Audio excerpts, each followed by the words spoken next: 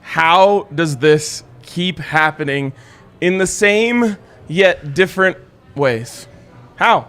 I have one word, and that's just speechless. That's it. It's absolutely incredible. Just when you think it can't get worse, when we're talking about seasons, when we're talking about games within a season, when we're talking about plays or drives or quarters or overtimes within a game, it gets worse. It's unbelievable. It is absolutely unbelievable. Or maybe it's extremely believable, because as they went into overtime and as things started to unfold in overtime, and especially when they didn't score a touchdown on the first possession of overtime, I was just waiting. It was just like, what fresh hell are we about to live in now? What could possibly go wrong this time? Is it going to be Hackett's fault? Is Russ going to throw a pick six? Is Damari Mathis going to get called for his 5th pass interference on the goal line, and it's going to be an easy punch in? It was just like, at a certain point, you're just waiting for it. And I think the scary part about this is, I don't know this for sure, but I feel as though if I am feeling that, and if Broncos country is feeling that, and if everyone is feeling that, then maybe the players are feeling it too.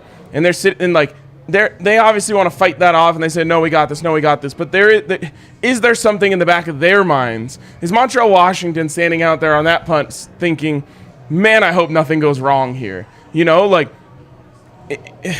when you are a competitor and you're competing at these high levels and you're in these high pressure situations, you have to believe that everything is going to go right. You have to be feeling like, we got this. And I don't know if they do or don't, but the fact that they keep doing this in just mind-boggling, shocking, new ways, but really the same result is they blow the game in one way or another, makes me believe that they have this losing, feeling, just grumbling in their stomach when the game gets into its tightest moments. And wasn't Nathaniel Hackett, and more specifically Russell Wilson's arrival in Denver, supposed to get rid of that? The Broncos were going to finally learn how to win, something they hadn't had, and now they're 2-4, have dropped 3 straight. The Raiders game wasn't a close game, really. They may have had a chance on defensive side. The defense couldn't hold up, and then these past 2 games, obviously, the defense has been great, and it's been the offense that hasn't been there, and it reminds me of the opposite of the Tim Tebow year. Tim Tebow year, everyone knew. It didn't matter what the situation was. Marion Barber, before he stepped out of bounds, the defense knew he was just going to step out of bounds, because that was going to allow the Broncos to win the game, and this, unfortunately, we talk about the Chargers chargering year in and year out. It's always just going to go wrong for them. It's making me feel like the Broncos are Broncoing, unfortunately. Yeah, I mean, it's just the same thing. It's the same thing every week. I mean, 16 points. How many times are you going to score 16 points? It's disappointing, but at the same time, like, there's bad breaks in there too. I mean, that should have been a penalty. They should have gotten that ball back at the end. Now, they had opportunities to end the game before that, so it wouldn't even matter. What should have been a penalty? When P.J. Locke got pushed into Montreal. Let's talk about that. Yeah. We can. So I found the rules, and there's a very vague word in here that really changes everything. But by the way, quick deep dive. Impressive. Yes, thank you. Yes. Rule 10 of the NFL rule book: opportunity to catch a kick and or fair catch. I'll read it up until when it's relevant. During a scrimmage kick that crosses the line of scrimmage or during a free kick, members of the kicking team are prohibited from interfering with any receiver making an attempt to catch the airborne kick, or from obstructing or hindering his path to the airborne kick, regardless of whether any signal is given. So it doesn't even matter if he fair caught it. Right. Here's where it gets interesting. Contact with the receiver. Item 1. It is interference if the player of the kicking team contacts the receiver or causes a passive player of either team to contact the receiver before or simultaneous to his touching the ball. So it all comes down to what the definition of passive is in this situation. And I tried to find a definition of a passive player in the NFL rulebook, wasn't able to find anything that's clear on it. And there is a chance that they just say passive means not engaged with another player, not, participating in the play, maybe trying to get out of the way you're passive, which is obviously something that P.J. Locke wasn't doing. But before we get to that, I just want to say this. I think that when, I don't know who it was, the player on the kicking team on the Chargers pushed PJ Locke into Montreal Washington. I think his hands and his body entered the kick-catch, halo, as they used to call it. So I don't know. It's really hard to know exactly what the rules are, especially with that word passive player. But to me, it could have potentially been called on just his arms. He shoved his arms in there, and his arms were right on top of Montreal. Yeah, and to me, when you say the word passive, I think just in the definition of the word itself, not since you can't find an NFL definition of it. For me, it says that PJ Locke was not passive. PJ Locke was blocking.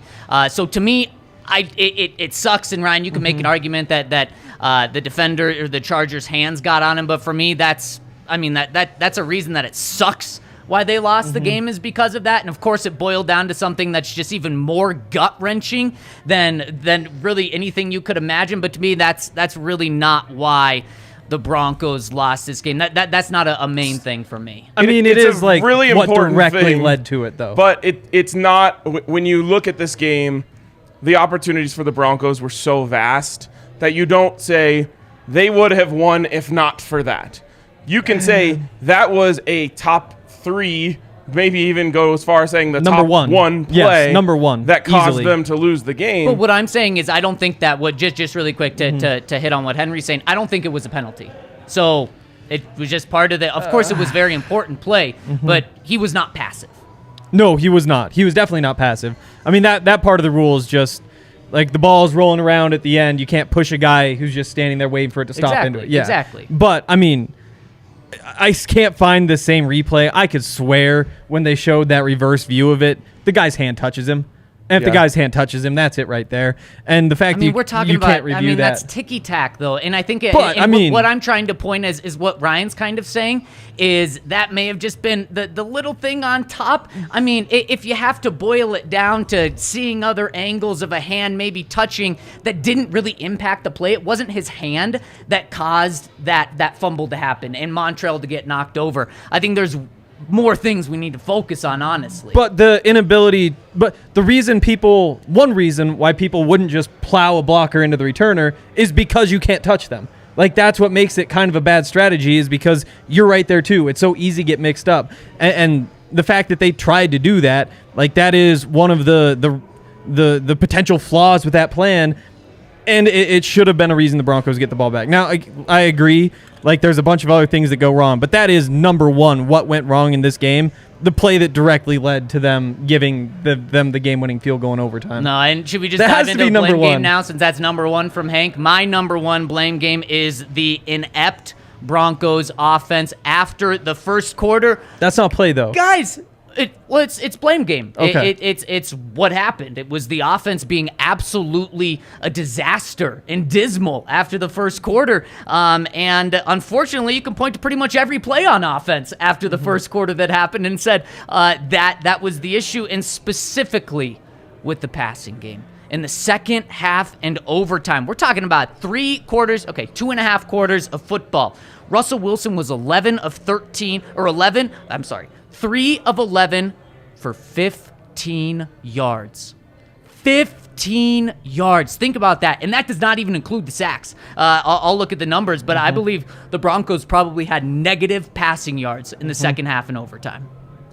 Yes, especially when you take the sacks into account. I don't even know what to say at this point. 3 of 11, there's a lot to unpack with 3 of 11 for 15 yards. In the second half and overtime, almost 3 periods of play. The first thing that jumps out to me is not the 15 yards. It's the 11 attempts. Yeah. 11 attempts from Russell Wilson in a whole half of football, plus multiple possessions in overtime. Why?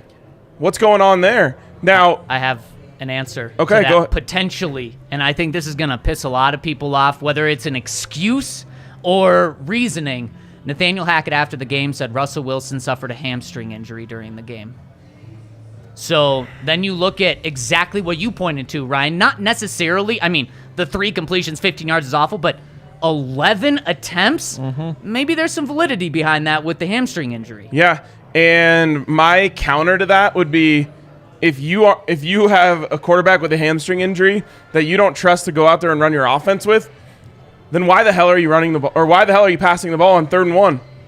It's a fantastic question. After you just got 9 yards on 2 runs, right? Yes, get your ass under center, get a fullback in there, and run the damn ball. Yep. Multiple times they had these 3rd and short situations. Yep. And, you know, in a normal world, I like putting the ball in Russell Wilson's hands. But we're not living in a normal world anymore. Right. We're living in a bizarro world where the Broncos can't do anything right passing the ball, especially in this game. So, know, you know, KYP, know your personnel, know what's going on out there. The game's on the line. Don't get cute. You know, like, you have an easy sprint out for Jerry Jeudy on one of the 3rd and 1s in overtime, or on the 3rd and 1 in overtime. Russ comes off it immediately because there's a guy, you know, jumping up there. And then if there's nothing that you can do after the first read breaks down because you're not, you know, as mobile as you'd like to be, what the hell are we doing here? It's unbelievable. And it's 2 times in a row now where you can't get short yardage because you decide to go into shotgun in short yardage situations and throw the football. And last week, Russ was injured, and it was before the PRP shot. And, you know, he also got knocked around on the interception. You still went to it then. This week it's the hamstring. You know, the shoulder's still not going to be healthy for a while. And it's just like, come on, man. This isn't crazy stuff. Like, go and push someone around for once. And so that's play calling. Where does that fall for you guys in terms of the blame game? The 3rd down play calling was bad. The rest of it, I didn't feel like it was that big of an issue, but 3rd down's kind of the key piece. They did pretty darn good on 1st and 2nd down. They did. They found themselves in 3rd and short all game long. How about the very first play of the game for the Broncos, though? It's a false start, and it just knocks them backwards, and it's like, you've got to be effing kidding me. This is what you talked about all week, and then it happens on the very first play. And that leads perfectly into my probably number 1 on the blame game is penalties. And we can relitigate each and every one of these, and, you know, we'll probably find some that the Broncos got a raw deal on, and it doesn't matter. No. Because in the end, you set an all-time record on Monday Night Football for penalty yardage in a game since they started tracking penalty yardage in the year 2000. It's been 22 years. You set the record, and you became the most penalized team in the NFL this year in a single game, and you're obviously the most penalized team in the NFL across the season. And you had the most penalty yards by a Broncos team since what, the 80s, something like that. In this season. No. Most penalty yardage in this game was the most the Broncos have had in a game since like the 80s. I think I saw this was the most they've had, or the most any team has ever had in a game since 1976. When the Tampa Bay Bucks had 160, this is the 2nd most all time. And I don't know. Something said since they started tracking the stat in 2000. Okay. I don't know if they just started tracking it for Monday Night Football in 2000. Okay, fair. Or what? This is all time. This stat that I saw wasn't just Monday Night Football. This was all time. It's either way. Historically bad discipline from the Broncos in this game, and it's just one thing after another. And I know Damari Mathis got picked on, and it's a tough situation for a rookie to be in, especially against this quarterback. I mean, he was 2/3 of it. Right, exactly. And, you know, I kind of feel bad for him because he's giving a great effort out there, you know. And he got some tough calls, but it's the old Garrett Bowles thing, right? Once they see it, they're going to look for it. And it was there. He kind of got bailed out on that one before, the one that should have been the second. And it's like the last one they got him for, that's a tough one, maybe didn't deserve it. But I don't think you can look at any of those and be that upset that it got called. And for sure. Damari Mathis, and I agree with you, I feel bad because he's trying it really, really well, and he also made some good plays out there. But in this game, he went from 0 interceptions to leading the NFL in interceptions. Pass interference. Yeah. He leads the NFL in pass interference. Yeah, no player had more than 3 on the season. Yep. And he had 4 tonight. 4 tonight, man. 4 tonight. We're talking 10 penalties for the Broncos, 151 yards.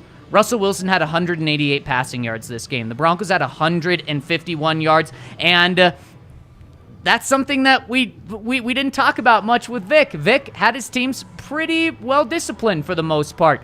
This team has gone so far back with this new coaching staff. That's 87 of those yards on Damari. Sheesh. Whew. That's so tough, man. And I really like. To me, sure, you got to be better with your technique, but he's out there just, scratching and clawing for his life, quite literally in some points.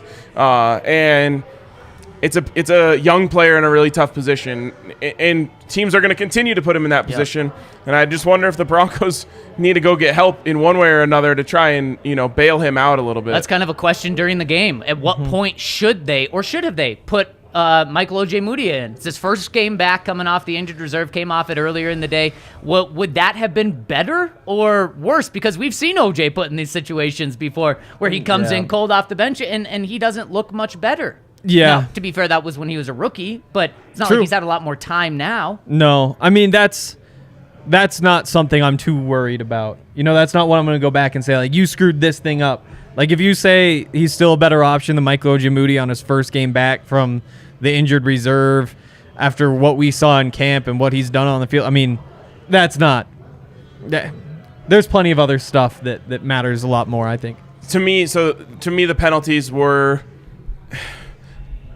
number one, and this is a weird game to try and place blame because there aren't these big game-changing mistakes that are very clearly on one person.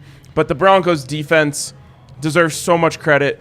And the one thing they just couldn't do was get off the field on third downs, and penalties played a big role in that. And that extended drives that allowed the Chargers to score the 19 points that got them there. I guess 16 because the other one wasn't aided by penalties. But that's the one for me, and it's really tough.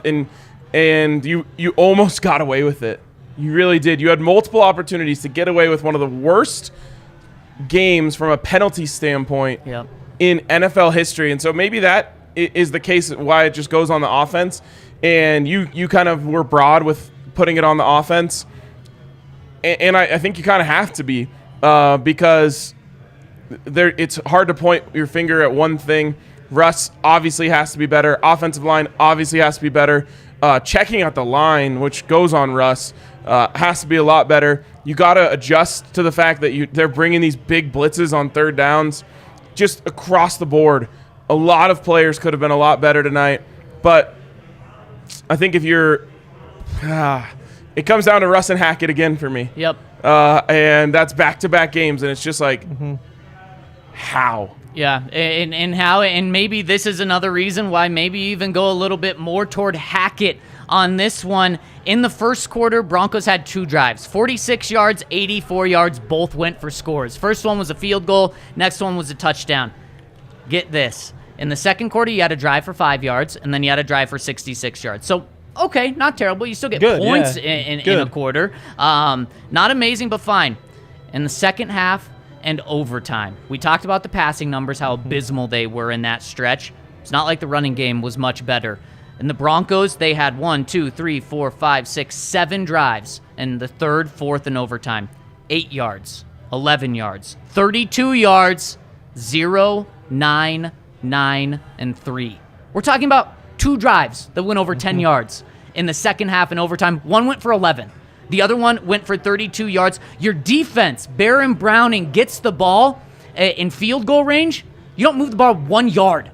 You deserve 0 of that credit for that field goal. The Broncos offense is going to get credit for 16 points. They should get credit for 13 points in this game. And they had 10 points in the first quarter. We thought, at least I thought, oh my gosh, this is it. We talked about it. If the offense is ever going to wake up, it's this game. And in the first quarter, we're going, hell yeah, this is it. This is a 40-point per game offense right here. This is how it's supposed to look. And then it died. It completely died. Hank, what do you think is the main reason why the wheels came off? The pressure. I mean, more than anything, there was just no time to throw. Anytime he dropped back, there's just guys in his face. He's going down. Sometimes he was able to get away. I mean, there was the big play to Jerry up the sideline. That was lucky. I mean, you had 2 defenders run into each other right in front of him. And so I think more than anything, it's the pressure. The running game, I mean, if you were to say that Latavius Murray is going to be your bell cow, 15 carries, 66 yards? I don't think you can complain about that. No, 4.4 yards per carry for a guy that's for making his Latavius Murray. Broncos There you debut. go. Yeah. I think running game did its part. Passing game, there was too much pressure. Obviously, some missed receivers. There's that one the one that hit the ground way in front of KJ that went right by Greg Dulcich. And obviously on that first drive too, there's the seas parted and Greg Dulcich is right there. So I think that it's a lot of different things, obviously, but a lot of it comes down to pressure for me. Yeah. And it was, everyone wants to point to the offensive line when pressure is getting through. But the quarterback and also the coaching staff has to help those guys out. That is a hodgepodge offensive line that you tossed out there tonight. And you essentially know it's coming. They're not even hiding it on a lot of plays. They're showing they're coming. Sometimes they're disguising it a little bit as to which side it's going to come from. But there has to be some checks done at the line to be able to say, okay, here is where we think it's coming from. Let's slide this way. They got that wrong multiple times. And then the other thing is Russ needs to get guys hot so he can get rid of the ball immediately. And I don't know if that happened once. Actually, I don't think it did.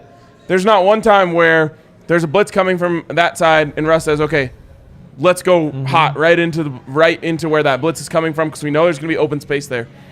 It's just out and out failure from all involved. Like what was it? Was that the one in overtime, the big sack where it just got right through? Yep.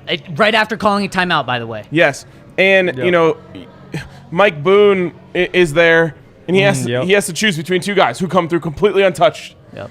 One guy coming through untouched, that happens. That's why you have your back there to protect. Two guys coming through untouched is a failure. And it's just shocking. Shocking to see. It really is. And when we talk about this, do we have to go up the ladder one more step to George Paton? Because when we talk about this offense, we talked about last week how they may be without 4 of their starters on this offensive line. Clearly, at that point, it's like, okay, how much of this is actually on the general manager? Well, let's talk about who played tonight. Lloyd Cushenberry, the starting center. Quinn Meinerz, the starting right guard. Dalton Reisner, the starting left guard. Calvin Anderson, he was your starter in the offseason at right tackle, to be fair, more than anyone else. So if you had to name a starter going into the season, he was a starter. And then Billy Turner, apparently your second best tackle on the roster. That's what we thought, the plan was. He ended up playing in the second half because Calvin Anderson played so poorly, and then Cam Fleming flipped over to the left. I mean, it's not like it was as bad as we thought it could have been from the talent, from the health standpoint. And so the offensive line was really bad too. Yep.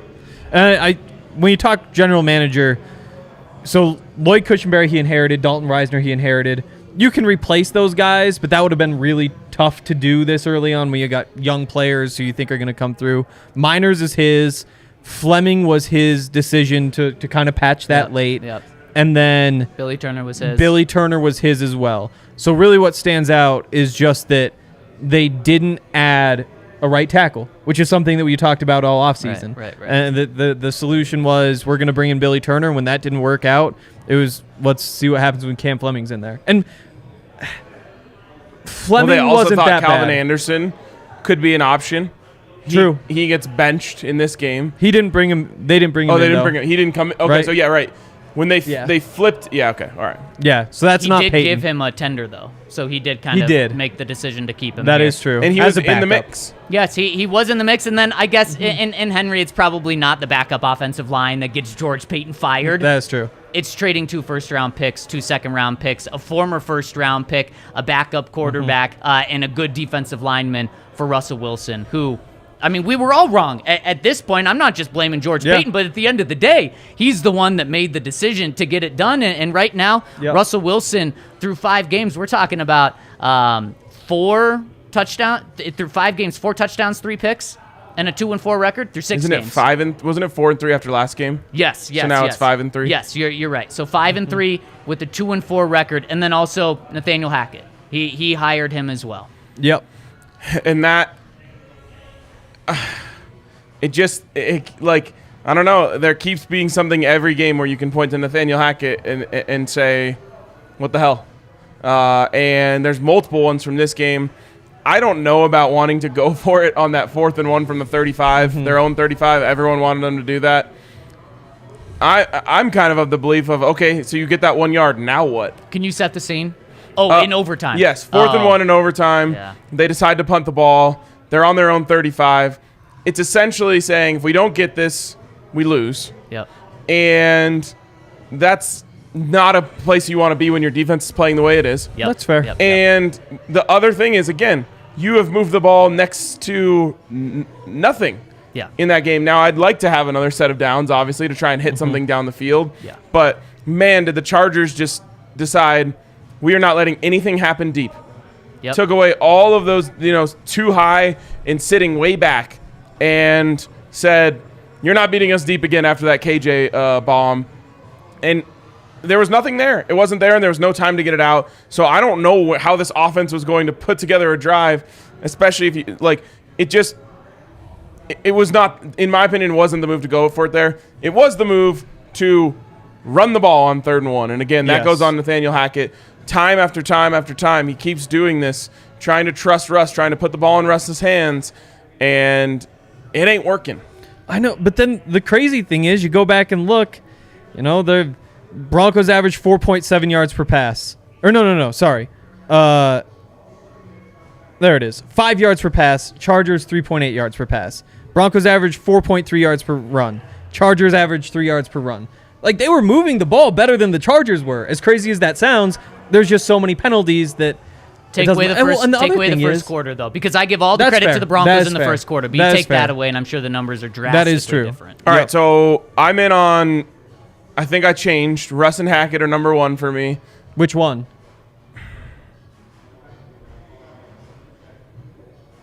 I'll go, oh, man. I'll give Russ the benefit of the doubt because of the injury and say it's on Hackett for not being able to adjust to the fact that he was injured. Okay, I like that. Since I can't go offense in general, I'm going to go Russ because he was given fewer opportunities in second half and overtime, but 3 for 11 for 15 yards. Are you kidding me? How many opportunities did we have where in the back of your mind, and it probably started going away, you probably didn't think about it every time you touched the ball, but you're going, this is what the Broncos brought Russ in here for. It's this drive right here. It's this drive right. Okay, does he get a third shot? Does he get a fourth shot? And then at the end of the game, you're just like, well, yeah, it doesn't matter that it's Russ anymore. I completely forgot that Russ is Mr. Clutch. Oh, totally. So, Hank? It's Hackett number 1 for me, then pass protection number 2. Okay. Yeah. Dang, Russ getting some padding from you. Penalties got to be in there somewhere, too. Yeah. Oh, yeah, penalties easy number 1. I forgot about that. Okay. Penalties easy number 1. Yeah. All right. You know, it's crazy. I mean, it just feels like that punt should have been a penalty, and then we're throwing that into this as well. Yeah. But it wasn't. I mean, obviously, if it was a penalty, it would have been against the Chargers and would have benefited the Broncos. But I mean, that was just a horrible play, and it wasn't even part of any of the things we're talking about. No. Yeah. In terms of one play, though, I just didn't want That is the DraftKings to be thrown in at the beginning when I was just talking down on the Broncos. Smart. So the DraftKings is the presenting Nice. sponsor of this show, and also want to remind you guys to check out our friends over at Breckenridge Brewery. We could all go for a Breckenridge Brewer 10 right now, and they are the best when it comes to beer. They're our favorite beers here, and they have so many different great options for you. The new one, I love it. It's the Fun Slinger. And it just lives up to its name, right? It's that beer that you just drink when you're having a good old time. Yeah. Super drinkable, super smooth, super crisp. I could go for one right now, and I could pretty much always go for a Breck Brew because they're that good. I mean, how about the cans, too? You're talking about fun. The cans fit it right there as well. And our friends over at DraftKings, not only they're presenting sponsor, but they want to give you $200 in free bets by placing a $5 bet, not on the NFL anymore, on the NBA. Place a $5 moneyline bet on any NBA game to welcome back the return of basketball, and they're going to give you $200 in free bets in your account if your team wins. So make sure to place $5 on a team you think is going to win, and do that. Only highlight of the night, we had Greg Dulcich first touchdown. What I had a it. call. I gave it out on the tailgate. Yeah. I had it. Spencer had it. Allie had it. Kale had it. Plus 4,000? Plus 4,000. Woo! Was he the highest odds? He was up there. Yeah. I was rushing it all day waiting for them to add him. Finally, they added him down there at the bottom. Boom. Congratulations. Also had him to score anytime TD because I was like, if he doesn't get the first one, I still want to be in. So doubled up on that.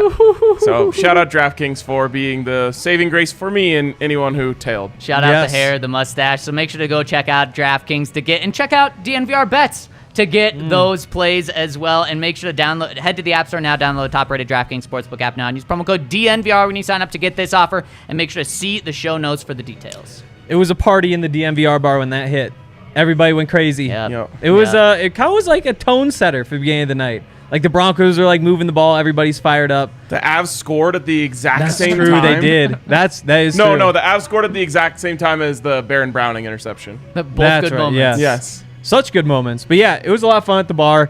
I mean, yes, they lost, but also they played a very competitive football game against a really good team.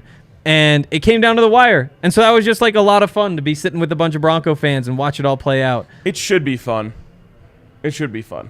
But the nervous energy that comes over Broncos fans right now anytime the game is close. Hey, Broncos covered. They did. They did cover. They did. They did cover. That's what sucks so much about this situation is in a normal season, we could be sitting here saying, damn, what a game. Brutal break for the Broncos. Yeah. What happened with Montrell, you hate to see that.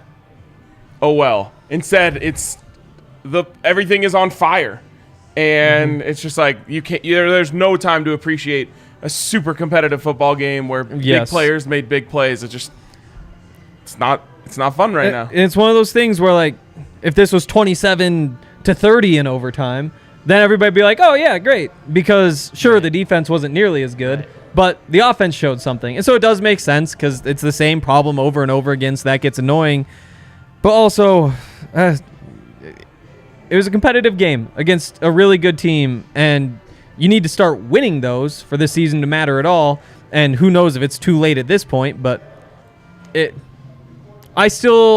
you feel better or worse after that game, Zach? Unbelievably worse. Really? Because okay. I do feel better about the defense, but a team... overall, just like, again, this was the third worst defense in the NFL. You exposed the hell out of them in the first quarter, and then by the third worst defense in the NFL, they just somehow shut you down the final, really, 4 quarters of football. You know what's sad? I just feel the exact same. Nothing changed tonight. Yeah. They're the same team that they were last Thursday. Yeah, and not only that, Ryan, take it a step further. They're the same team they've been the past 5 or 6 years for the most part. A great defense. How far does a great defense take you? We know not that far. I'm not going to get fooled again. Not to completely derail here, but I just don't understand what this offense does. Because when they hired Nathaniel Hackett, I'm like, oh, cool, West Coast, Shanahan tree style sort of thing, LaFleur, all that stuff. They're going to get under center. They're going to run that big wide zone. They're going to get the play fakes off of that. Obviously, that's what they did in the first game. Yeah. Javonte goes down. Some things change. And the teams are just trying to take away those, big play action fakes like crazy for the next couple weeks. And then the Broncos just have gotten completely away from that. I mean, completely. They were a spread offense tonight, just straight up. And I realize they're grasping and they're trying to adjust and they're trying to make things happen. But this offense has negative identity right now. It's not that they don't have an identity. It's that they're not even trying to have an identity. Well, and then let's take it one step further. What could their identity have been? Let Russ move. Let him move around. Now, I understand the hamstring injury maybe hurt him in the second half, and that could be fair. But the one time, really the 2 times he moved, it was great. I mean, that pass play where he escaped and then hit Jerry Jeudy, followed by the next play, the throw to KJ, to Greg Dulcich for the touchdown. That pass play, he's moving, and it's like, get Russ on the move. Coming into the game, he had a shoulder injury. That did not affect his legs at all, and we didn't see it. And Russ, let me remind you on that play, he ran not because it was designed, but because pressure was beaten down on the left side. And the scary and concerning thing is, did he tweak his hamstring when they went, they started running the zone read that was very successful? Yeah. Because then you're looking back and you're saying, okay, well, he hurt his shoulder against the Raiders, diving when he ran for a first down. If he hurts his hamstring when you finally try to open up the run game for him a little bit, it's like, Jesus, what the hell can we do here? Right. Totally. That's very concerning. And the Broncos' offenses look the best when he's running around. The touchdown drive, the Greg Dulcich touchdown, he buys a little extra time, comes wide open. Like, that is the offense. Yep. If the offense has any identity, it's let Russ make plays, and it was supposed to be, run the ball with Javonte. Well, you lost that. You don't trust Fumbies. And so now you have Latavius Murray off the practice squad being your feature back. Well, you can't build an offense around that. Especially wide zone. Right. Like, there's no more wide zone if Latavius Murray's in there. And so yeah, that's a good point. you have that. You've lost your running identity. Yep. And if you can't, have Russ bouncing out of the pocket and making plays with his arm, you've lost that identity too. That's why they're trying to go 5 wide. Russell Wilson doesn't work short game. Never has. No. So I don't know. I don't know what they're going to do. I don't know what their options are here. And, it's probably not even the time to do it, but it's like, you might, if you want to get back to who you really are, you probably have to make a trade for a Christian McCaffrey. But you're doing that at 2 and 4? Probably not. Right. Yep. Exactly. It's Cam Akers if you do it. True. And I wouldn't be surprised if that happens. I kind of thought maybe there's a chance that Melvin Gordon isn't playing because they're planning to trade him. But then why play him in the first half?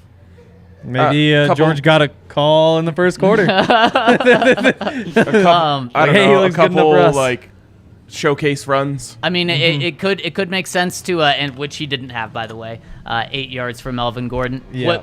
Real quick, when Russ did break the pocket, especially in the second half, those guys are not working open.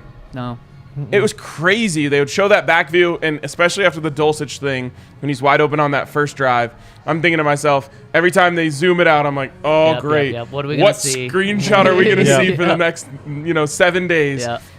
And every time after that one, maybe not every, but almost every time, you just see these guys kind of drifting out there, not working back, and that's like something that has to be day one of practice with Russ. Yep. When he breaks the pocket, you work your ass off to get to a spot that gives him a throw. Just that one's on the receivers. We haven't talked about them much because they didn't get all that many opportunities, and there's not any like glaring drops or anything like that. But that one is rough. When Russ gets out there, you guys gotta get open for him. That's something that DK and Tyler Lockett did at an elite level. And Ryan, it's something that they just haven't practiced at all, whether it's in games because they haven't allowed Russ to do that or Russ hasn't done that, and they didn't do it in training camp either. But they talked about it all the time. They knew that's what Russ did well. They talked about how dangerous that second play was. Anytime you play with Russell Wilson, this is something the wide receivers told us all the time. There's always 2 plays, and how exciting that is. It's just we Second haven't play seen is just it. as bad as the first one. Yeah, Yep. seriously. I mean, they're getting half a play about half the time now. Yeah. Any time there was hope on a pass play, it was because Russ danced his way out of trouble, and you're like, oh, okay, here it comes.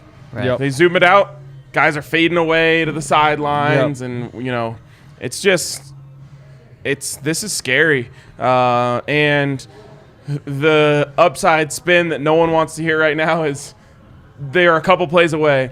And the biggest problem this team has right now is they don't know how to win football games. Yep. They just don't know how. They are experts. Defense does. Elite at losing football games. Defense knows how to win games. I don't know if I don't think they know how to win. I think they know how to play good football. Well, you can't win without the offense. 3 stops in overtime, though. Yeah, but no, Two unfortunately, Made him go backwards after the fumbled punt. had to get a game-changing play, almost. and they didn't. The that is play they did get turned into 3 points. Yeah, and Justin Herbert, as good as the Broncos defense was, just enough, made some magic, and was able, to get them the win. Like 66 quarterback rating. Yeah. I was going to say, talking about the defense, I believe coming into this game, Justin Herbert had a passing touchdown in 36 of 37 games. That's why DraftKings gave out a boost. Yep. Justin Herbert was minus 800 to throw a touchdown pass. So they boosted it to plus 100 because they said, we're just going to hand out some free money here. Yep. The Broncos defense didn't allow a passing touchdown. I actually said on night. bets, hedge this. So what I did was I took the boost which was at plus 100, and then I took Justin Herbert under 1.5 at plus 125. So if he got 1, it would have been a double win. If he got 0, it would be a slight win, and if he got 2, it would be a wash. Damn. Someone in the Great call. comments, who's a commenter on this show a lot, said I was an idiot for that, but. Nope. You were smart. But on the day, Justin Herbert, 37 of 57, 238 yards, 1 interception, and like you said, Hank, a 66 passer rate. But he just did enough. Back foot, 15 yards behind the line of scrimmage, slinging it to guys who were able to move the chains or on that last play get into field goal position. It's just crazy. And hats off to him for making one more play than the Broncos did. And, that was enough for them to win. And hats off to Ejiro Evero. The pressures he was scheming up, they were in the backfield every single time they sent somebody. And if we're doing hats off, we'll hit a couple here. Alex Singleton. Yep. Are you kidding me, dude? Yep. What an effort. You know how many tackles he had? 20? More! Holy shit. 21 tackles. Now that's crazy. That's combining assisted as well, but he had 19 solo tackles. His over-under at DraftKings. Holy hell. 8.5 going into the game. 8.5. And that's just Alex Singleton is an elite backup. And he's a really good player when he's in there too, because you can just always count on him to just produce. Well, and those pressures that they're sending him on, dude is just a missile. Yep. He's like, I don't care if I get to Justin Herbert. I'm hurting someone on this play. I'm going to inflict a collision on an offensive lineman. And those guys were slow but surely easing back a little bit every time he came through. Hats off to him. I put him above elite backup. He should be a starter when Josie's back. I just mean he is a backup, and like he's the best backup you can have. Yeah. Like, he's a backup on the Broncos. And if the Broncos are sellers at the deadline, someone should want him back. Absolutely. That was the second most solo tackles in a game in NFL history. Holy shit. About that. Yeah, David Harris in 2007 had 20. Nobody else has had 19 before. Hats off to him, and hats off to our DraftKings king of the game. That's Baron Browning.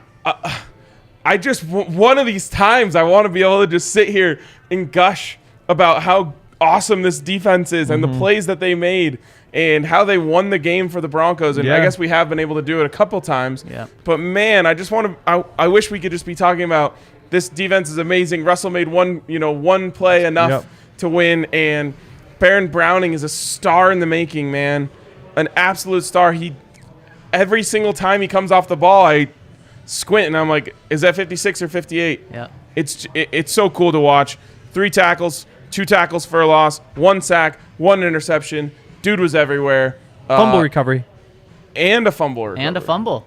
Oh, right. A fumble and a fumble recovery. And, I mean, he's responsible for 3 points of the Broncos. Yeah. So, hats off to our DraftKings king of the game, Baron Browning. Yep. And Baron Browning... Can't wait to watch him continue to play. He has legitimately... he has made this question legit.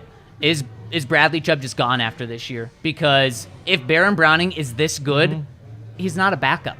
So are you paying Bradley Chubb, even the franchise tag, $20 million? I mean, it's a great problem to have by the Broncos because Bradley Chubb's also putting up a great year. Baron Browning, 2.5 sacks and 2 starts. How's that sound?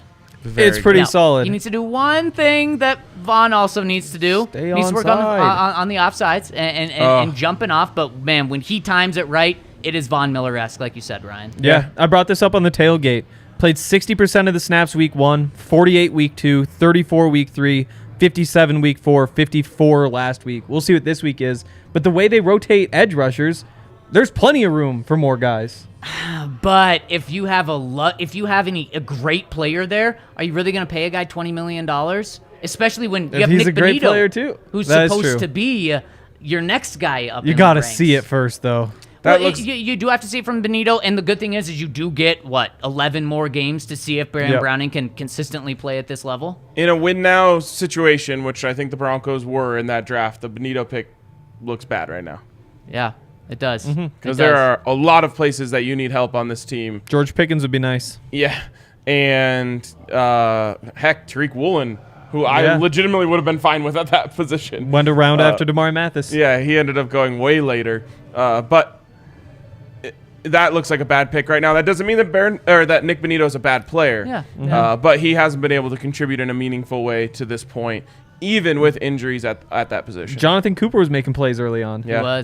He was. He really was getting there, getting pressure twice, hitting Justin Herbert once. And since we're just giving tips of the cap, I'll give a tip of the cap to Greg Dulcich. I mean, come on. It seemed like he unlocked the offense. Needed It seemed like he more. was the answer Needed in more. the first quarter.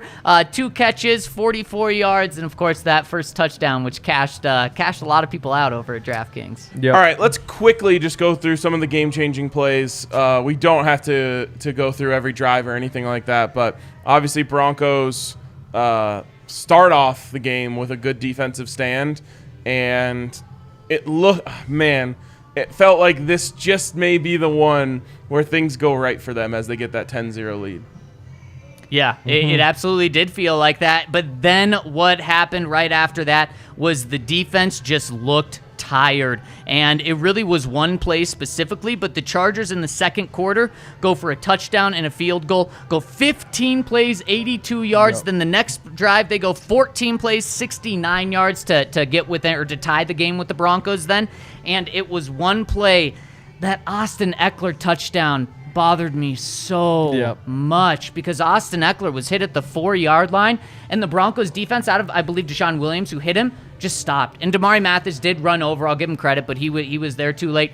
Kareem Jackson just watched Austin Eckler just get pushed into the end zone. The Chargers just fought for it, and that's when I thought, oh, shit. Is this defense just eventually going to be worn down too much? Yep. And credit to the defense, no. They went into halftime and got refreshed again, and they did everything they needed to do to eventually get a win. Yeah, they were so good. It is worth noting, though, most of those penalties were on the defense. Like, you obviously have the Damari Mathis penalties, but then you go through and there's the let's see, the roughing the passer. Bad call. Yep, It the was a face very weak mask. The Face mask would have been nice on Greg Dulcich early in the game when he got his head damn near spun off. It certainly would have. And the Mike Purcell landing on the guy. The bummer about the Greg Dulcich or the face mask by the Broncos was you're gonna make the play even if you don't do the face mask. The bummer for me was that the refs got talked into throwing the flag. A late one. Because the guys in there's a guy who has a perfect view of it. He decides, No. not gonna call it.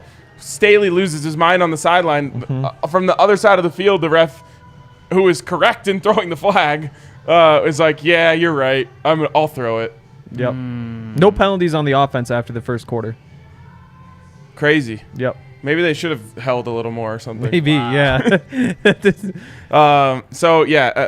Coming back here.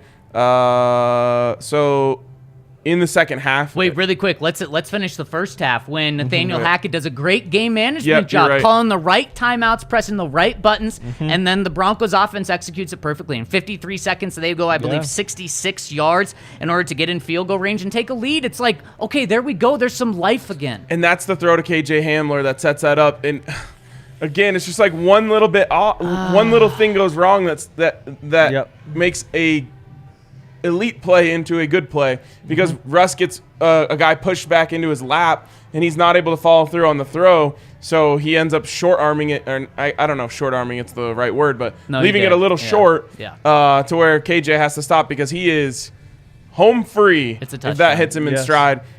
It's not Russ's fault.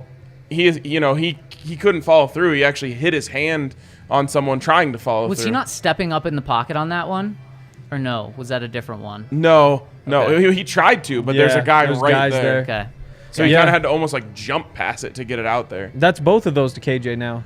Yep. It's like, just get it over the top.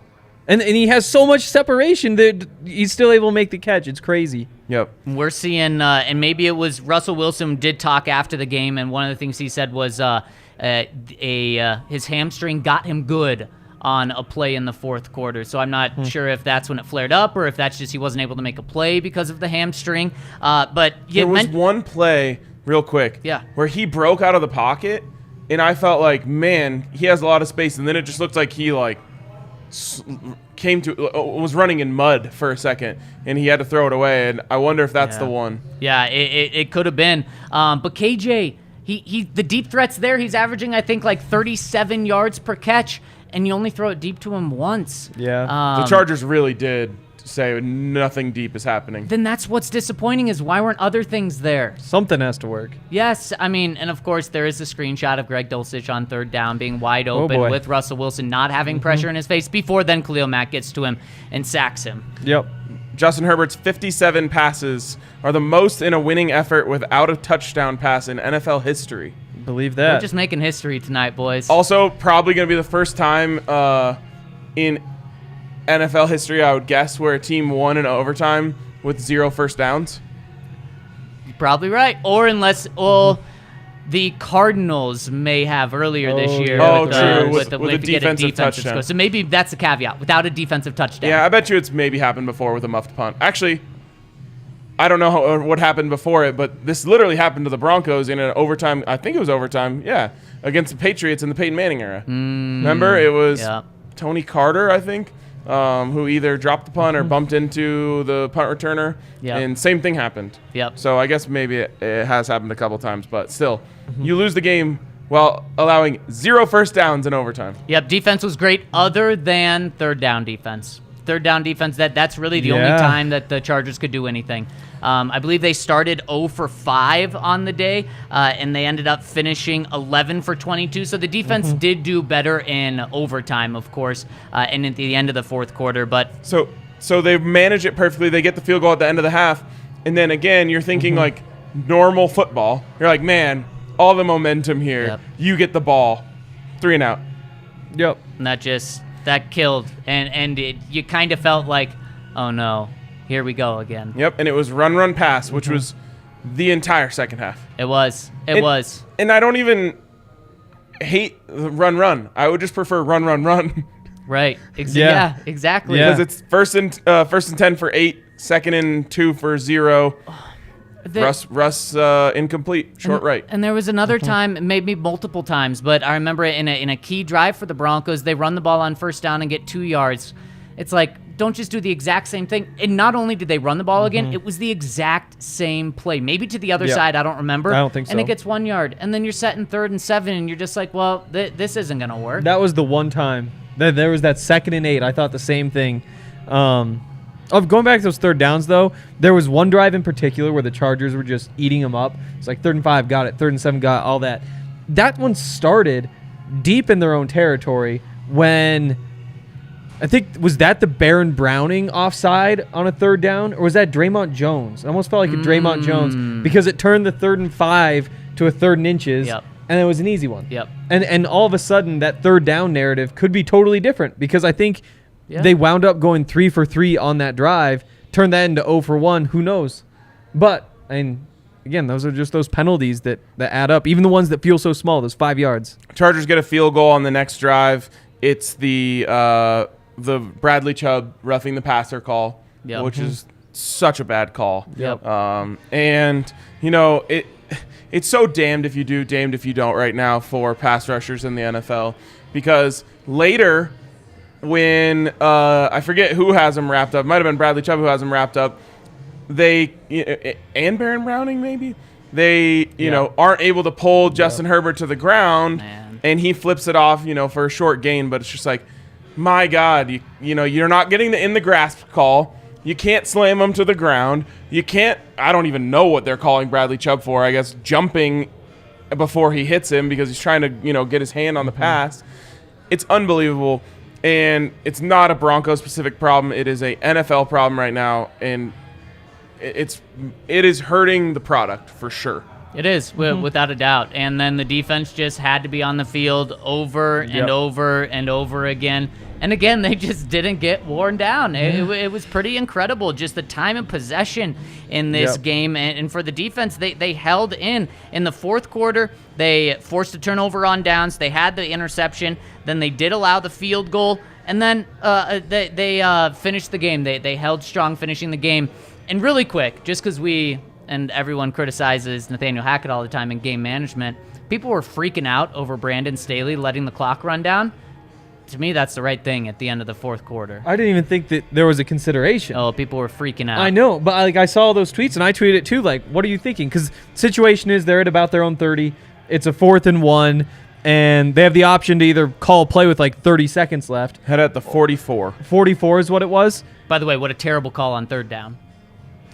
When yes, they ran the bootleg, and then Justin Herbert had the fullback open for a second. Right. Also, bad play on Justin for not finding him right there, and then end up just not getting it. Yeah, but you can't go for that fourth down. No. I guess you don't automatically lose the game, but they're within 5 yards of a field goal that you should feel like they're going to make. Yep. So, you run it down, you throw the Hail Mary, or even don't even make it a Hail Mary if you don't want. Just throw the ball to whoever Damari Mathis is covering and hope you get the penalty. Yeah, if you wanted to gamble, what you could do is call a timeout with like 6 seconds left and essentially tell Justin Herbert, if the deep out is there, 10-yard out, throw it. If it's not, just launch it into the air and run the clock out, and you might have been able to get 10 yards there. That's possible. But you run the risk of sack, ball knocked down at the line, and there's 1 second on the clock, and the Broncos have it, field goal range. So you probably can't get away with that one there either. If it's third down, you can get away with that potentially, but I don't think it would. If they were on the 50, even where the Broncos don't have a legitimate field goal attempt after that, you could maybe make the case, but I don't think that was it. And then overtime comes around. 0 first downs by either team in overtime. 3 plays, 9 yards for the Broncos. 3 plays, -4 yards for the Chargers. 3 plays, 3 yards for the Broncos. 3 plays, 1 yard for the Chargers. And really quick, at that point, there is 5 minutes left in overtime. So that means 5 minutes had gone by, and there had been 4 drives.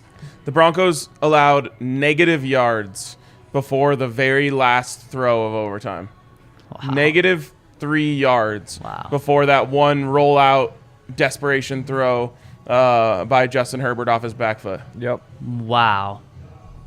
I feel bad for those guys, man. And you just worry because we've seen this happen before, Zach, and it was in 2016 where the defense kept doing this, having elite performances.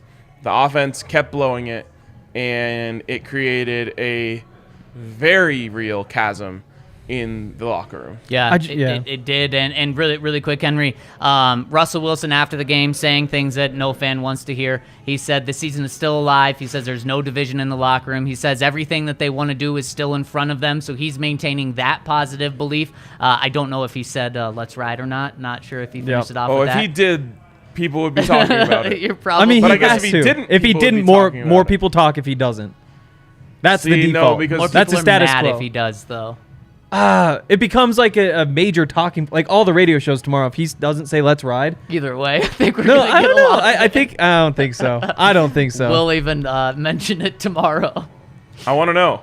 Someone let us know if they watched or anything like that. And then, sorry, Ryan. That's and giving then, up. And then one more thing about the post-game press conferences.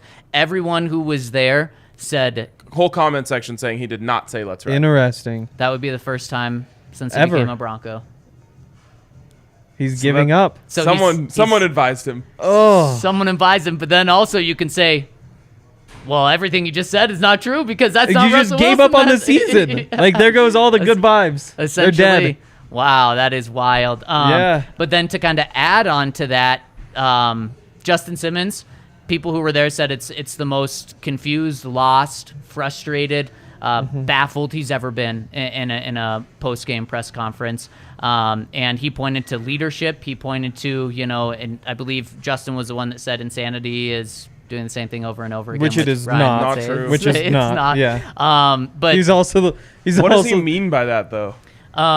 probably looking at more than just this year, and just saying we've done He's this. gonna retire. Yeah. I don't know, but that's very concerning because he is now both of your leaders have maybe lost their way. Russell Wilson, by just has he lost the locker room by just continuing to? I know he's lost a lot of fans by saying, "Oh, we're right there in it," just being Mr. Positive right now, and then Justin Simmons being like this. When it comes to the offense-defense rift, I'm not that worried because I think the last time you have Aqib Talib and Chris Harris and Von Miller, and it's Like who is going Darian to say Stewart. exactly? Like now you have Kareem who could be like, oh TJ no, this still sucks. on that team or no? Like Draymond. Yes, I think it was 2017. Like you just don't have the star veterans who honestly have like the right to be upset. You didn't have KJ Hamler didn't have the right to be upset in terms of like prestige in the league after what he did after the Colts game. Yeah. Did you,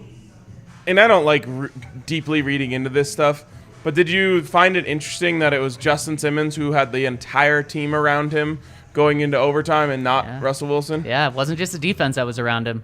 I just wonder if Russ doesn't feel like he has earned that opportunity yet to, gather everyone around and yell at them and, let's effing go. That's so concerning. But it's a good point, Ryan, true. because it's very true. Which one is concerning? But then two, if your quarterback doesn't feel like he has that yet, and he's Russell Wilson, and you just gave him all of this stuff, if he doesn't feel like he has that from the locker room, that to me says there's a big locker room problem, and it's not those guys' fault.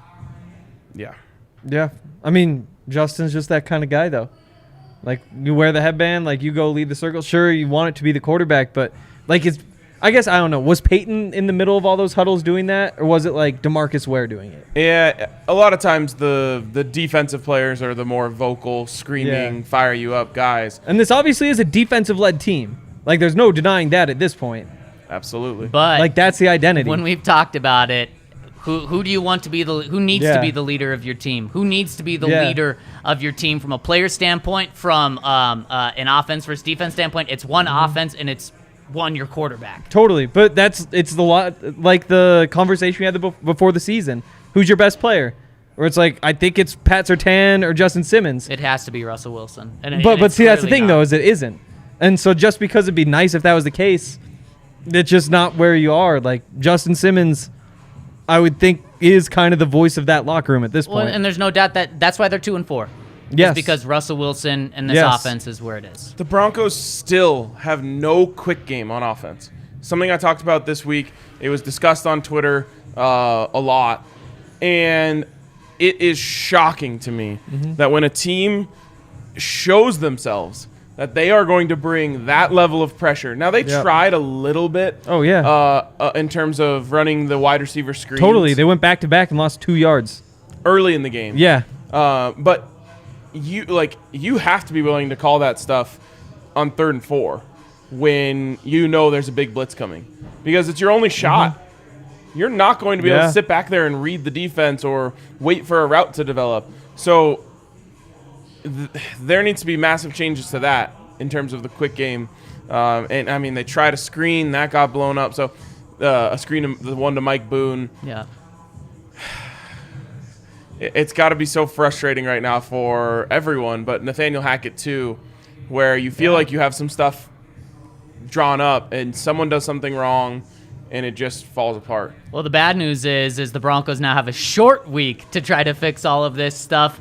And the bad news is they also play a 4-2 Jets team. Who would have thought that would be an issue? Scorching hot, 3 in a row. 3 in a row, wins on the road against the Packers where they just look dominant. But if you want to go to that game, because I think that's probably definitely a must-win for the Broncos to keep their season on track. If you want to go, check out our friends over at Game Time, where, fortunately, if you want to go, tickets are probably going to be dropping right now and in this week, and there's no better place to get those tickets over at Game Time. So make sure to check out the link in our description. We're going to have it on the podcast post and also on YouTube. If you want to get to a game, this is going to be the one. I believe we're looking at nice weather for this game, so great October thing to do this week. So check out Game Time to get the best deals on really any sporting event, but specifically this week.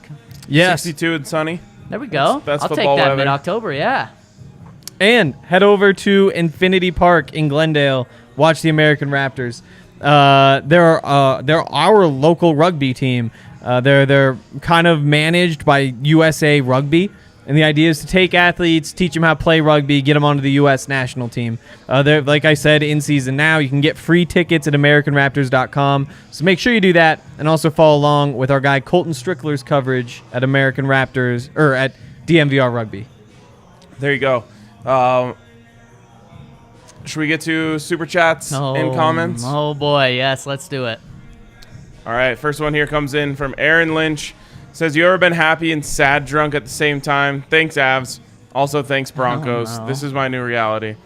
Yep, I had an Avs Broncos parlay. Always got to put it together. Yeah. And I was just thinking, like, oh, this is going to be sick when this hits. Did you do money line? Mm-hmm. Damn, I'm sorry. Yep. You're close. Yeah. You're close. Avs looked great. Yep, they did. I They bet. did. It was kind of funny at the bar because we had some TVs obviously on the Avs game, and there'd be screams, and I'd be like, What? Yeah. I "It's a commercial know. break," or it's like it's a timeout or Got something. Henry every time. Yeah. Every time. But I purposely positioned my seat so I could just Yeah. go back and forth with my eyes. Smart. That's why you come to the DNVR bar. So Very true. And so anytime it was in between plays, I was just like this. It's like, Yeah. I knew exactly what was going on. Henry was like, what happened? Shout out to everyone that came Yep. by the bar. Shout out to my guy Chris Hoffenbeck for coming down. And also, when you're tuning in on this YouTube, please hit us with a thumbs up. We'd really appreciate it. We love being with you guys at 11 p.m.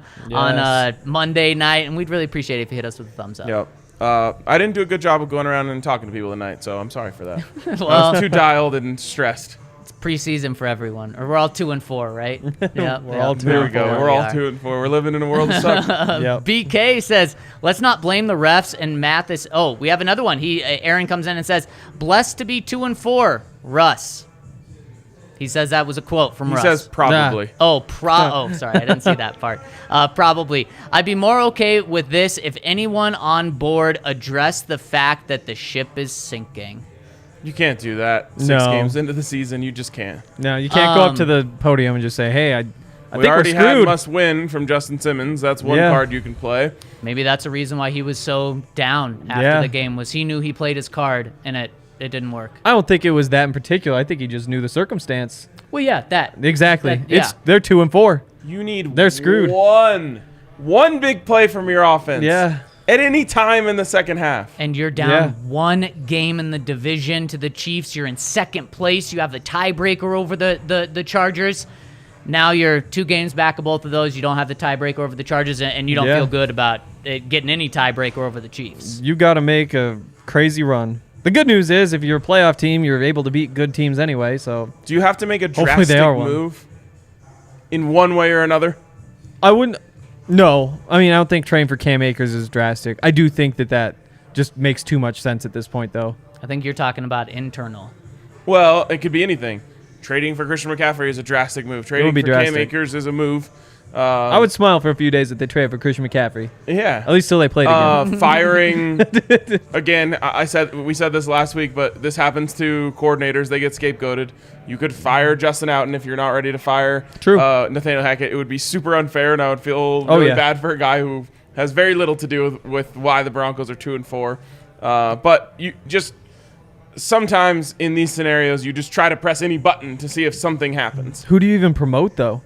That's the thing. They don't have veteran coaches. Like, there's nobody you're like, know. oh, you That's- It also, can do it. It also Another doesn't, because that person's not going to become the play caller. No. That's another reason why everyone wants to fire Hackett. Doesn't make a lot of sense to do that either. No, it really No. doesn't, because short week right now. And let me remind you, Nathaniel Hackett has built the schedule for the team in London, which leaves less than 1 week from today. So, actually, by the way, we're going to be on a flight in 1 week from today. Wow. But you're just talk about being just not just as a team, but as an organization, completely in the dark and completely thrown off. It would be a nightmare. The Yep. best case If you you could did make that. for firing Nathaniel Hackett is you can't afford to lose Evero. And so you're saying you're going to promote him to head coach and try to keep him in that role. Yep. You'd steal the headlines. You'd get people talking. Second fastest a coach has been fired then in NFL People would history. be done talking about you at the end of October. You've got True. Justin Outen now as your play caller. He's never called plays before. He hasn't done it, so you're right back where it's like No. No. it's kind of I don't know. It's Rosberg, or Mike Dom Rosberg, Capers. head coach. Yeah, right. Call it Mike Munchak, get him back. Oh, I my mean, gosh. you'd have to give it to Ejiro Evero. Yeah, you would. Like And it- he's doing an incredible job. But you really just don't have that many options. It's like Nathaniel Hackett built in his own protection by not giving you any options to turn to. Yeah. All right, next one coming in from BK now. He says, let's not blame the refs and Damari Mathis penalties. Blocking is trash and offensive coaches are trash, period. Plenty of blame to go around. It is crazy though. Like when you think back, imagine if somebody told you in August that tonight the Broncos are going to lose to the Chargers on the road in overtime, we'd be saying, yeah, you might have to fire Hackett. Yeah. Isn't that a wild world to live in? Like, Yeah. they're 5th in the Super Bowl odds. Back then, we would have said Overtime. We would have said, "Damn, tough loss." Exactly. It's like, would have been nice to get What a that one. performance from the Makes sense, defense. though. Yeah. Yeah. Yep. That's what I mean. We're not living in a normal world. No, we are not. It's world of suck. World of suck. Super Live Strong 101 says this one hurt. Hackett and Russ need to be better, but the constant confidence blows are certainly not helping them get better. It's true.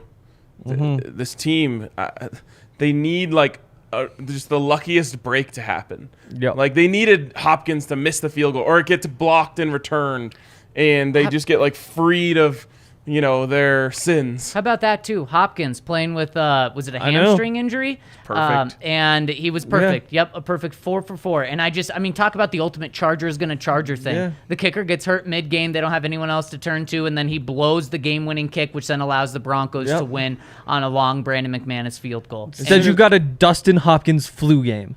Yeah. What the hell? This is the world we live in. Dustin Hopkins flu game. Yep, it really is. Gus Ball says, do you think Hackett is replaceable on his current contract with the Penn Walton group? Do you think Sean Payton is gettable? Well, Everyone is gettable and everyone is fireable. Yes, everyone is fireable for sure with this group. The only issue with Sean Payton, Broncos don't have first-round draft pick next year. Yeah. So they could go out and trade because the Saints still have his rights. Oh, really? Yes, so Yeah. they could go. The money's not an issue, but you could go out and trade a 2024 first-round pick. But then, are you confident enough in Russell Wilson from what you've seen so far to do that? No, you're not making this move now. You make it in the offseason where you'd have more time. Yep. 2024 is the last season they have his rights, Next, I believe. Yeah. from Maybe our ahead of 24. Moisters. They're playing not to lose, and frankly, that's on the coach. He can't call his way out of a paper bag. Yeah, I mean, they're leaning on that defense. The whole time they're thinking, yeah, the defense has our back, which, again, 15 years ago, that's half of the league. That's the game plan is, yeah, we got a good defense. We're going to play to set up our defense. And a We're a good defensive punter. football team. Now it's like, no, there's 5 of those teams maybe in the league. And, I mean, you don't trade for Russell Wilson to be one of them. I mean, how about this? How about both of these coaches being super aggressive at the beginning of the season? Obviously, Staley last year, and they both did the exact opposite today. Yeah, Yep. it is a So defensive conservative game. playing on the defense. Yep. Defensive game. He did go for that one that they were able to stop, but that was like a classic go. Everyone goes there. Yes. All right, Correct. next one. From Alex Hoy, Russ dedicates the game to Jesus, then takes an Wow. SMH. At least Tebow had that going for him. Makes you think. Tebow was 8-8. 9-9 if you count the playoffs. True. Yep, it's very true. Alaska Preston, when the despair gets too dark, we receive a glimmer of hope. When the hope is too bright, we are brought back to despair. Hope is not good. Hope is not Hope good. is not good now. We've been relying on hope this whole offseason. We needed a good Star Wars and it's not quote tonight. good. Hope is not good, as we're finding out. Let's go 5 wide and have success, only to go back to shotgun runs and no imagination. The adjustments in the second half were embarrassing. Judy and Russ clearly not on the same page and becoming concerning. Judy and Russ not on the same page. There was one play where they certainly weren't on the same page. But if we're talking about Judy and Russ not being on the same page, Jerry Judy was your leading receiver. So what does Exactly. that say about what? everyone else? He had the most catches, the 3 most for receiving 54. yards, and the most targets. So, I mean, he just was your guy outside of touchdowns. Then Greg Dulcich, a guy who played his very first NFL game today with barely any experience with Russell Wilson, number 2 with 2 catches, 44 yards. Needed more. What does this say Yep. about Cortland Sutton? 2 catches for 14 yards. Yeah, well, that's the thing. When they went to that too high, then they were just saying, like, we are not giving you one man-on-man matchup with Cortland Sutton and allowing you to throw it deep for him, especially when the refs were so quick on that flag. They knew that Russ would take the first opportunity he could get to do that, and they said, we're not giving it to him. So then is Cortland Sutton a one-trick pony? I mean, I talked about that earlier today when I was talking about how this team has no dynamic offensive weapons. And, I think that Cortland Sutton is a very good receiver at a few things. Now, if you're the Yes. Jets, aren't you doing this exact same thing Of course. on the Broncos? Everyone should do it. They don't have quite as much talent. I guess they have Sauce Gardner, though, Yeah. who Yeah. now looks like Pat Surtain. But yeah, I mean, Jets defense just held Aaron Rodgers, and I know he's struggling Yeah. a little bit at home to 10 points. yeah, Every old quarterback. that's Yeah. 10's a solid day for him at this point. But I think You have to be able to run the ball when they're going to move, when they're going to have the safeties that far off the line. Yep. You have to be able to run the ball successfully and not like I think Latavius had one big run. 14 yards. Yeah, that's the biggest run of the game by either team, by the way. Russell's number 2. He had a 10-yarder. You have to be able to gash teams when they are going to sit that far back to be able to get them to suck up. And if you had Javonte Williams, they just would not have that luxury. And now you don't. And Latavius Murray just isn't scaring people. No. Like, you can do what you did with him tonight, which was effective Yeah. to an extent, but you're not forcing them to change what they're doing. And also, Latavius Murray, 4.4 yards per carry. The Broncos as a team, 4.3 yards per carry. No, not great, but not terrible. No. But let me remind you, this is the worst run defense in the NFL. Yep. So they were giving up 5.8 yards per carry. They'll take this all day, the Chargers would. How Totally. many carries did Mike Boone get? Mike Boone got 1 carry for 1 yard. That's what I thought. Don't like that, especially against the looks that they were getting. Again, you have to like break one. You got to get to that second level to make them regret having the second level be so deep. I mean, how Or the about third this? level. You mentioned the scenario earlier. If before the season started, I told you in week 6, Javonte Williams, Melvin Gordon, Mike Boone had 4 carries for 9 yards. and Latavius Murray had 15. You'd be like, what the hell happened? Yeah. Yeah, Totally. A lot. Totally. Of bad things happen. But yeah, going back to Sutton though, I mean the thing is, like he's on the Pro Bowl pace, whatever, number 3 in the AFC, all that. These are the games that are kind of the separator for him. The guys who actually wind up being Throughout the his very career. best receivers, they're the guys who do it every single week. Sutton, again, good receiver. There's just down weeks in there. Yeah, and and that's the difference. That's why he winds up being a top 20 receiver, not top 10. You're so right. When a great receiver has a bad game, it's 45 yards Yep. or 50 yards. It's not 14 yards. Yep. All right. Next one here from DTL. How hard is it to call a quick slant or cross when they blitz 2 up the middle and it's coming SMH? It's just with after the timeout and they bring the blitz, and I know that was really tough on Russ. I'm not necessarily putting that all on Russ, but like it's crazy to have such a bad play ready. Well, yeah, and out you of a have timeout. and you have 2. You should have 2 coming out of a timeout. Right. Everyone has 2 coming out of a timeout, and I don't know what the second one was, or if that was the second one, I don't know. I don't know what they called, but there was pretty much no time to do anything. You didn't even have time to get off the slant there. It would have been bubble. That's the only throw you could have gone off on that play. Yep. Still would have gotten hit. Right, Yeah. and Yeah. you might have gotten knocked down or whatever. Yeah, tough. Next one from Richard Summers. I hope to the football gods when Hackett leaves, Evero stays. The defense is so well coached, they almost never left base defense. Man, and remember how in the offseason we were saying you can't go defensive coach? You got to go offensive coach. You got to get the young, positive guy that's going to change the culture. It's really what it comes down to is getting the right coach. Yep, for sure. just so much but easier said there than also done. were young offensive coaches that could have been the right coach. Yeah, I mean, it's really funny, and I thought about this yesterday. Week 1, we had a commenter saying how the Broncos missed out on Kevin O'Connell with the Minnesota Vikings, and then week 2, it looked terrible. Now they're 5-1. Yeah. Yep. That one looks good. McDaniel obviously hasn't looked the same without Tua, but And they're all a month in. right, exactly. By the end of the season, half of them are going to flip sides. It is about getting the right coach. I still stand by wanting to get an offensive-minded coach, but as of right now, it looks like you got the wrong one.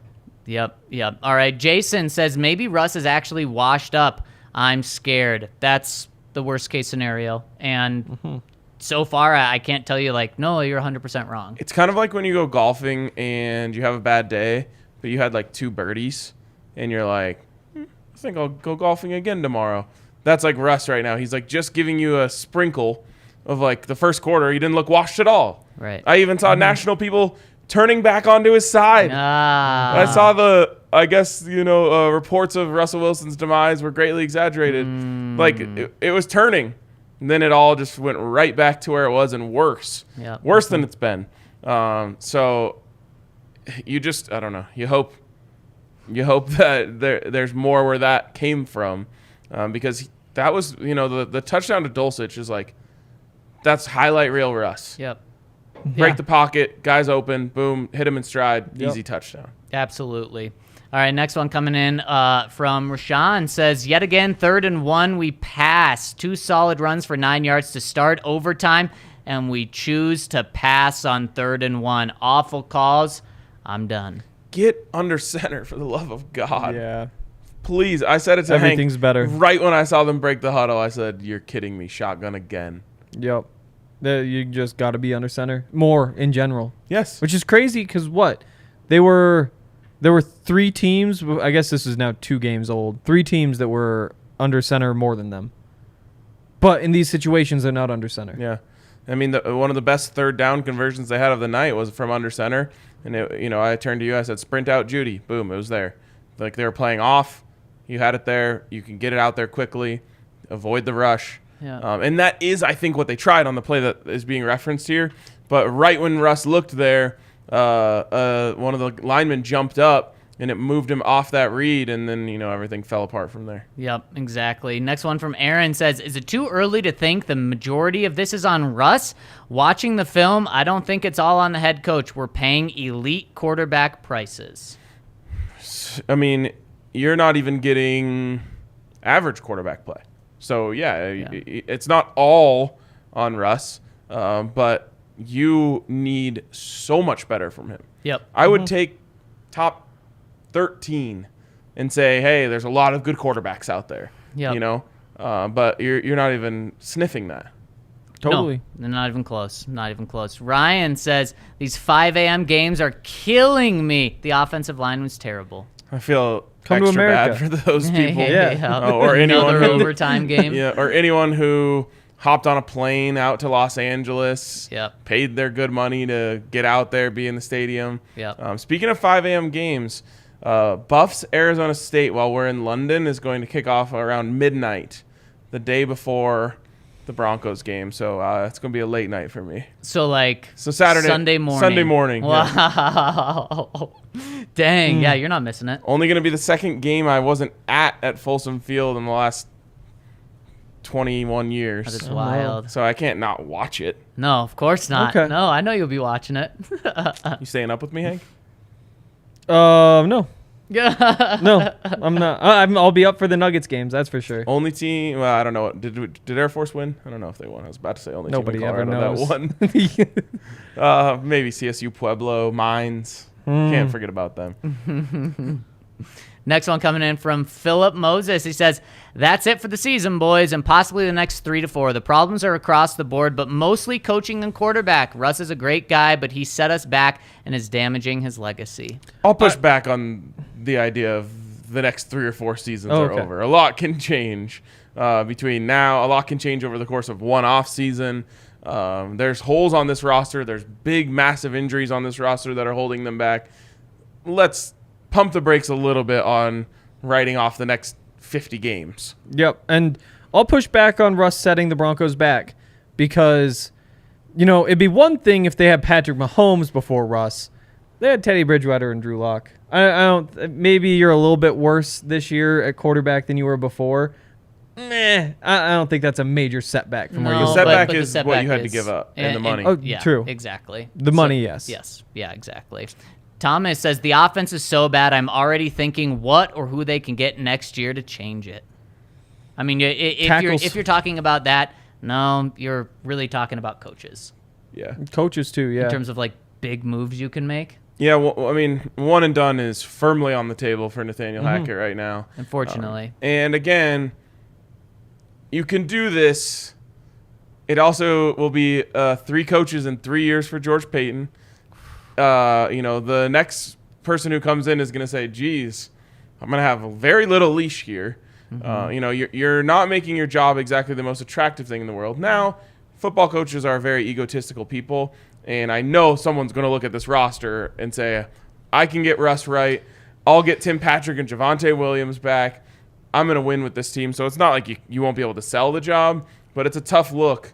And I would just advise, if you're going to do that, try to keep the scheme somewhat similar, because doing this scheme change thing every year or damn near every year, it leaves you with a bunch of square peg round hole pieces. I would have never guessed that this is on the table on October 17th. Yeah.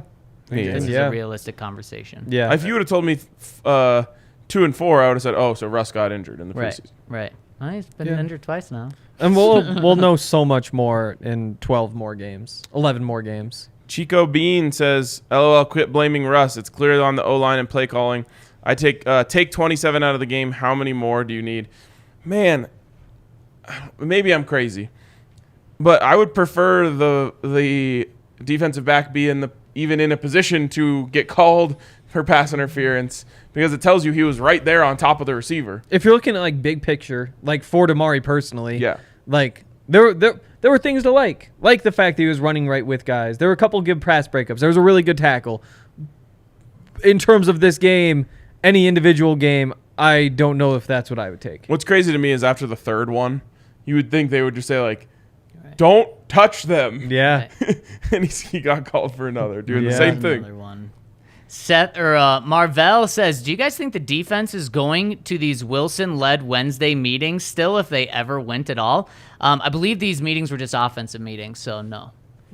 Rush should change it up and call in the defense. Hey, would you guys lead got this some for pointers. us? It's not really You guys working. got plans on Tuesday? I think you need some extra work. I think they would say, no, I'm going to take my day off. Yeah. So you guys need to create some more turnovers. I'll throw you passes. That is something. I mean, Russ asking the guys to come in on days off now that Russ is really struggling and the team's 2-4, that could grind on him. Just got tagged in the Discord. Air Force destroyed UNLV this weekend. Oh, so there we congrats. go. Oh, Nice.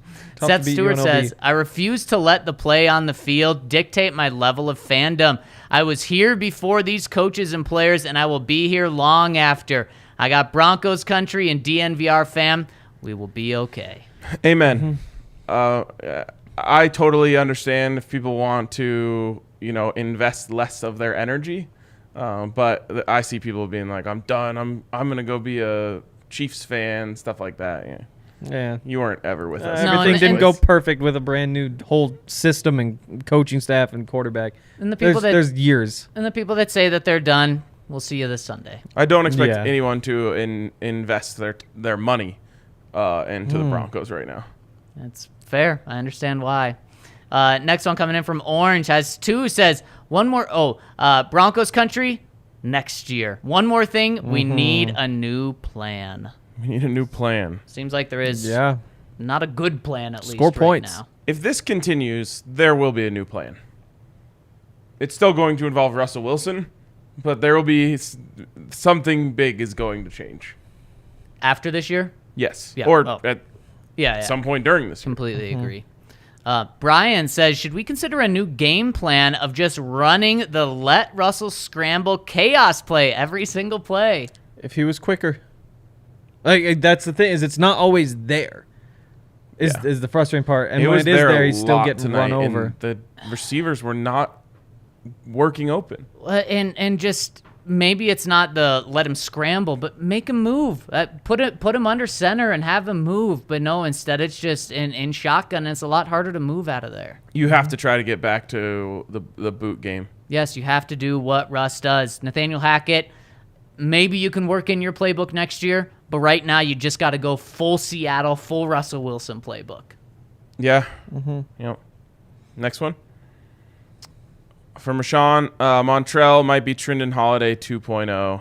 I would have placed a solid bet on Montrell scoring a touchdown before having a game-losing fumble, and that's sad. That one's not on him, though. There's nothing he could do. No, I mean, you could say he could have bailed out of there, and just knowing that. Looking straight up. I know, but you could tell he knew he was in big trouble. Huh. Because he just essentially tried to jump out of the way of the ball at the last second. After the game, and I don't remember who had this quote, but Montrell said it was on him. He should have been louder. So maybe PJ Locke didn't hear that Montrell was right there, but that there was a fire call or getaway. Right. One more little quote from Bridget Condon. Also, that's a really mature move by a rookie. Yeah, to take the blame like that. Because it would have been very easy for him to say, what am I supposed to do? Right. Dude ran into me. Yeah. And speaking of a vet, this was Melvin Gordon after the game. He said, boy. I'm not going to lie, it hurt a little today watching. They threw up the clown logo with my face up there, and I noticed it all. It sucked. They did that in the stadium? I think that's what he's referring to. Oh, my God. Yeah, so not Believe only was he getting obviously emotionally beat down from being benched, seeing his team lose, but then the Chargers were doing that to him. Should they have played him? That crosses the line. I wonder what happened. Something had to have happened because you don't play a guy in the first half. It's not like he looked great, but he wasn't bad. He didn't fumble. No. And then bench him completely in the second half where it's not like he thought he was going to go in. No, at times he's sitting on the bench. No Every helmet. other time we saw him, no helmet. So he knew he was not going in. Something happened. I can't believe the Chargers did that. Yeah. NFL teams don't do stuff like that. But we do say like Vegas night stuff. Yeah. I mean, he did kind of shit on the fan base on constantly. his way out. Yeah. Oh, yeah. But wow. Yeah. That's wild. Yeah. It is. Stephen Sholey says, I'm done. I can't watch this team. They make me want nothing to do with football. I want to support y'all. Thank you for being the only reason I care. Well, it means a lot that you feel that way about It us. really does. Thank you so much, Steven. And someone said, like, regardless they're going to be here. Well, regardless, we're going to be here. That's for damn sure. That is true. All right, next one from a really long name.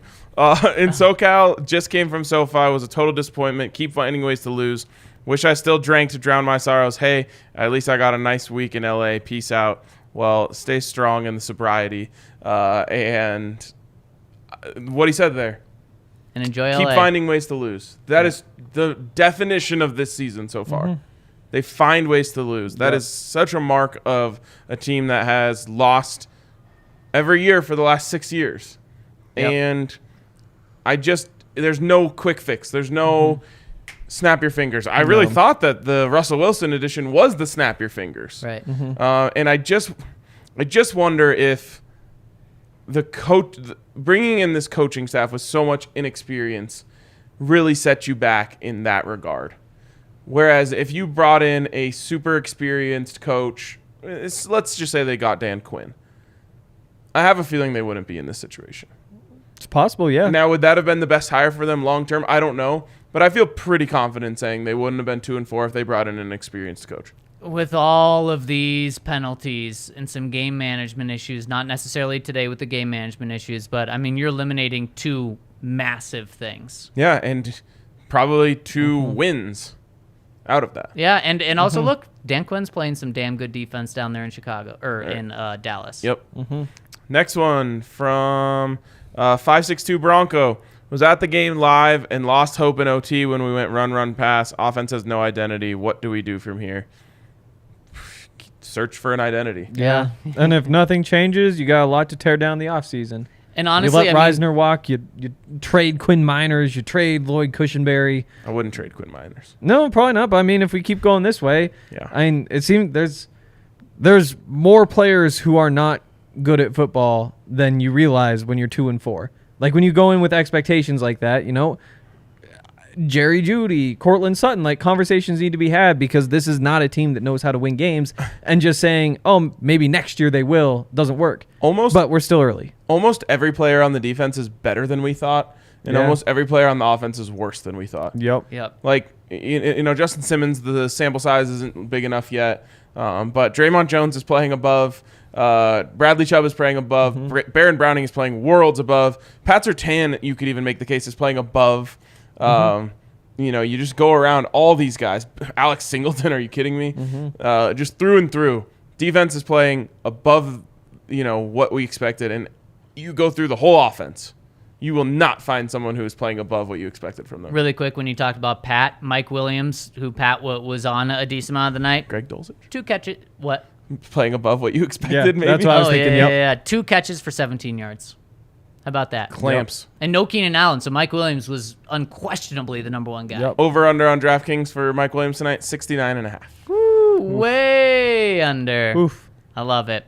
Jeffrey comes in and says, I'm not 2-4. I'm 3-3. You want to swap with records? We better than you. It's a troll. He says, also, this will burn more when we beat the Chargers. Go Seahawks. It's hilarious that these Seahawks fans keep showing up. Yeah. For now. Appreciate the super chat. Thank you. Yep. Yeah, thank you, Jeffrey. Yep. We'll take it. We do like money. Right, Michael Renouf, Bears fan here. It's the crappy scheme from Green Bay. Yes, we can all blame Matt LaFleur for this. Yeah. I'm in on that. Blame Aaron Rodgers, baby. Yep, exactly. And finally, in the super chats, we might have another one, but we'll hit this one from Thomas, who says, have a Broncos tattoo on my leg, and after every loss, I feel like getting it removed. Don't do that. At some point, you're going to want it back. Yep. And you won't want to go pay for it again. No. Yeah, or, I don't know, do whatever you want. Or also do whatever you want. It is I feel true. like you don't need to do that. No. Well, the good news is short week, guys. They can wipe this out on Sunday. Maybe. Is that good? Is that good news?